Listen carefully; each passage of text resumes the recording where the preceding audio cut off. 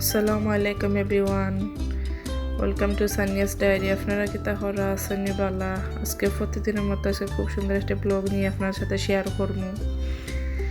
তো প্রথমে সকালে ঘুম থেকে ওঠার পরে চাফটা খাইলাম, খাওয়া পরে বাদে নাস্তার পালা, কিতা নাস্তা রেডি করা যায়। এরপরে ফ্রিজ থেকে কয়েকটা ডিম রেডি বাহাইলাম, বাহাইরে এরপরে কিছু দোকান নুডলস এক প্যাকেট বাহাইলাম। হই বাচ্চানতে নুডলস বালা ফাইন ও হইতে আতেন জটপট নুডলস বানিয়ে দিলাই। আর আমিও যে পজিশনে নুডলস আমি রেডি করলাম, যে উপকরণ দিয়েছেন সেম পজিশনে আপনারা যখন রেডি করবেন তাহলে খুবই ভালো লাগে, বাচ্চাদের খুবই ভালো ফাইন। আস্তে আস্তে খাওয়া পরে এরপরে মা দুপুরে রান্নার পালা, কিতা রান্না করা যায়। আমরা মেয়েরাই একটা টেনশন থাকে, কিতা রান্ধি নিলে কিতা রান্ধা যায়, কিন্তু আইটেম তোকে পাওয়া যায় না। আমিও সেম পজিশনে রেডি করতে করতে এখন ফ্রিজ খুললে আমি এখন দোকান মাছ লইয়াম ডিসিশন করলাম কোনটা লইতাম, কিতা রান্তাম। তোকে ফাইনা কই যাই হোক যেটাও বিজাই ঘরের দেখা যাইব না যেটা রান্ধা যায়, কিতা দিয়ে খাপ খাওয়া যাইব। এরপরে আমরা গাছটা কিন্তু হকটা উড়ি পারা হয়েছে। আমরা গাছর কোনো উড়ি কোনো সবটি বিছলা উড়ি সকলটির মাঝে বেশি আছে।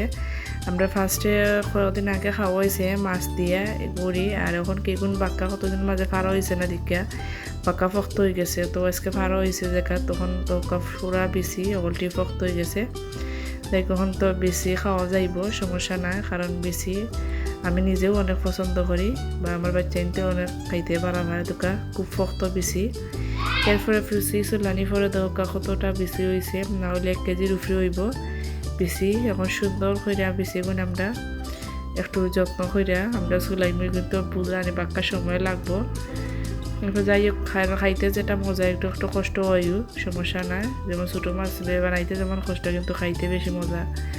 যাই হোক বেশি ওরকমও সেম পজিশনে।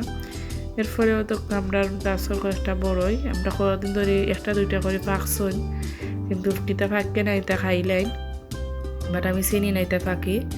এরপরে কোয়া যায় আজকে যে পাক্কা কষ্টা পাকছে দেখিয়া বাদে ফাড়ানি হয়েছে, ফাড়াইয়া দোকা পাক্কা হইয়ে 1 কেজির মতো হইয়ে ফাড়া লইছেন দোকাইয়া আও আমরা ফুসকুনির ফাড়ো। এরপরে মাঝে মনে করলাম এটা শসা খাই, বাক্কা রই দূরছে। এরপরে আপনার বাইয়া দোকা আবার মাছ কতটি লই লিছন দোকা এই মাছ এগুন বুঝলানি বানাইতে বাক্কা সময় লেট লাগবে। তাও আমি এক কাম করলাম, এখন যখন বেটাই মই গেছে ও হইতে আর আমি যেইয়া রাখি লিছি ওই পরবর্তীতে কত ভাল আমি গুণ যেটা করি করবো, ওখানকার সম্ভব না। এরপরে প্রতিদিনের মতো বিকালকে একটু আটাত বাড়াই গেলাম আসরের পরে আমরা বাড়ির ভিতরেও একটু হয়ে আটি বালাও লাগে আমার।